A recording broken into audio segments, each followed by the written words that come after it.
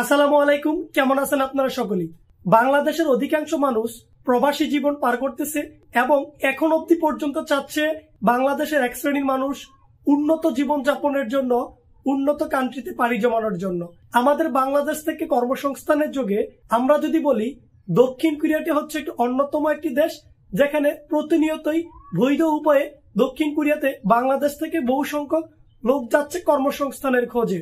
সেই ধারাবাহিকতা প্রতি বছরই বাংলাদেশ বোয়েসেল দক্ষিণ কোরিয়ার মানে সাউথ কোরিয়ার কোরিয়ান লটারি যেটা আমরা জানি সেটা দিয়ে থাকি। তো আজকে আমি আপনাদের সামনে আসছি সেই সাউথ কোরিয়ার লটারি খুব শীঘ্রই প্রকাশিত হবে, কি কি খাতে কতজন করে জনবল নিয়োগ নিবে এবং আপনি এই কোরিয়ান লটারি কিভাবে ধরবেন এবং কত তারিখ থেকে নিবন্ধন শুরু, সকল প্রসেস এবং প্রক্রিয়াগুলো আপনাদেরকে জানানোর জন্য। সো কিভাবে আপনি আবেদন করবেন সকল প্রসেসটা আমি কম্পিউটারে গিয়ে দেখাবো। তার আগে সকলকে বলবো ভিডিওটি শেষ পর্যন্ত দেখবেন, কারণ এটি আমি মনে করি যারা এই ভিডিওটি ওপেন করেছেন দেখার জন্য সকলের কাছে গুরুত্বপূর্ণ এই দক্ষিণ কোরিয়ার লটারিটির বিষয়। আর যারা মনে করতেছেন না এটি কারো কাছে তেমন গুরুত্বপূর্ণ না, তারা আপনারা আপনার মূল্যবান সময়টুকু অন্যত্র একটা ভিডিওতে ব্যয় করুন, এই ভিডিওটি স্কিপ করতে পারেন। সো চলুন দেখে আসি কিভাবে আপনি অনলাইনের মাধ্যমে কোরিয়ান লটারিতে আবেদন করতে পারেন। Bangladesh overseas employment and services limited, সংক্ষিপ্ত আকারে বলতে গেলে বোয়েসেল, বাংলাদেশ থেকে বৈধ উপায়ে দক্ষিণ কোরিয়াতে এই বোয়েসেলই কর্মী নিচ্ছে। এটা আমরা সকলেই মোটামুটি ভালোভাবে জানি। বোয়েসেল এবং ইপিএস এই দুইটা যৌথভাবেই আমাদের বাংলাদেশ থেকে কর্মী নিচ্ছে দক্ষিণ কোরিয়াতে।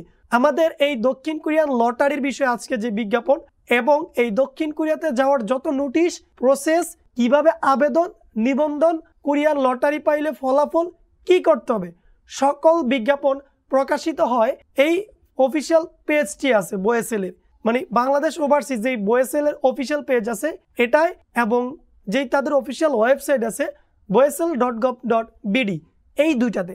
গেল কিছুদিন আগে বোয়েসেলের অফিসিয়াল ফেসবুক পেজে একটি নোটিশ দেওয়া হয়েছিল এরকম যে খুব শীঘ্রই কোরিয়ান লটারি প্রস্তুতি চলতেছে, আপনারা সকলেই প্রস্তুত থাকুন। মানে 2024 ইপিএস এর কর্মীগণের বার্ষিক কোটা তারা প্রকাশ করছে। বিষয়টা হচ্ছে এরকম, যারা আবেদন করে মানে কোরিয়ান লটারির জন্য নিবন্ধন করে কোরিয়ান লটারি পায়, ভাষা শিখে পরীক্ষা দেয় এবং তাদের অনুযায়ী তারা পাস করে কোরিয়াতে যাওয়ার যোগ্য হয়, তারপরেও দেখেন যে রোস্টারের সময় লাগে, মানে ভিসাটা পেতে 6 থেকে 9 মাস, আমরা আনুমানিক ধরে নিতে পারি 1 বছরও সময় লাগতে পারে। সেই জন্য 24-এর নির্বাচন কার্যক্রম তারা খুব শীঘ্রই প্রকাশ করবে। সবসময় বছরের শুরু দিক থেকেই তারা এই বিজ্ঞপ্তিটি দিয়ে থাকে।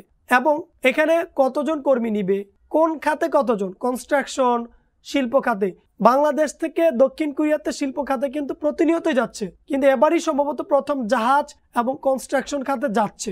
এখন এই নোটিশ দেওয়ার পরিপ্রেক্ষিতে তারা নতুন করে কতজন নিবে না নিবে, কি কি যোগ্যতা লাগবে না লাগবে, তারা জরুরি নোটিশ কিন্তু ইতিমধ্যে প্রকাশিত করেছে। তার মানে খুব শীঘ্রই আপনি দক্ষিণ কোরিয়া লটারি নিবন্ধন করতে পারবেন। এখানে দেখেন ইপিএস কর্মসূচির আওতায় দক্ষিণ কোরিয়ার উৎপাদন শিল্প, জাহাজ নির্মাণ শিল্প, কনস্ট্রাকশন ও মৎস্য, সমুদ্র উপকূলবর্তী খাতে বাংলাদেশি প্রার্থীদের চাকুরির লক্ষ্যে দক্ষিণ কোরিয়া নির্ধারিত জব রোস্টারের অন্তর্ভুক্তের জন্য কোরিয়ান ভাষা পরীক্ষায় ইউবিটি মানে কোরিয়ান ভাষা পরীক্ষায় অংশগ্রহণের জন্য, তার মানে আপনাকে কোরিয়ান লটারি নিবন্ধন কিভাবে সম্পন্ন করবেন এবং প্রার্থীদের কতটুকু যোগ্যতা লাগবে বিস্তারিত তারা এখানে তুলে ধরছে। এখন এই বিস্তারিত 14 নম্বর পর্যন্ত যদি আপনাকে পড়ে শোনাই, প্রচুর একটা সময়ের ব্যাপার এবং এই বিষয়টা তুলে ধরতে গেলেও ভিডিওটা অনেক বড় হয়ে যাবে। এই বোয়েসেলের অফিসিয়াল ফেসবুক পেজের লিঙ্ক আমার ভিডিও ডেসক্রিপশনে গেলেই আপনি সহজে এই নোটিশটা পেয়ে যাবেন এবং ওয়েবসাইটের লিঙ্কটা আমি দিয়ে রাখবো।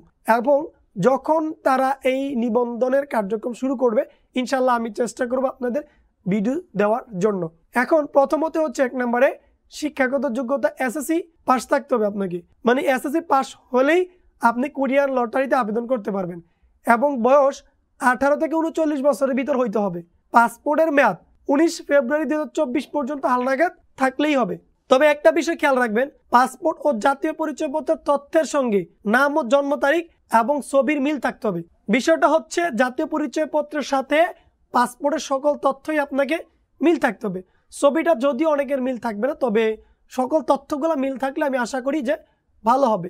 3D ডার্টি, ডিফিকাল্ট এবং ডেঞ্জারাস কাজ করার আগ্রহ থাকতে হবে। দেখেন, উৎপাদন, জাহাজ নির্মাণ, কনস্ট্রাকশন ও মৎস্য, সমুদ্র উপকূলবর্তী কাজে বাস্তব অভিজ্ঞতা থাকতে হবে। কালার ব্রাইটনেস, মানে যারা সঠিক রং চিনতে পারেন, মানে এরকম করে করে আরো অনেক কিছু নোটিশ তারা তুলে ধরছে মূলত। তো দক্ষিণ কোরিয়ার পুরো নোটিশ প্রক্রিয়া কার্যক্রম খুব শীঘ্রই লটারিটা প্রকাশিত হবে। যারা খুব আগ্রহ নিয়ে অপেক্ষায় আছেন দক্ষিণ কোরিয়ার লটারিতে আবেদন করবেন, তারা 1 কপি সাদা ব্যাকগ্রাউন্ডের ছবি এবং পাসপোর্ট রঙিন কপি, মানে মূল পাসপোর্ট আপনার হাতের নাগালে সংগ্রহের মধ্যে রেখে রাখুন।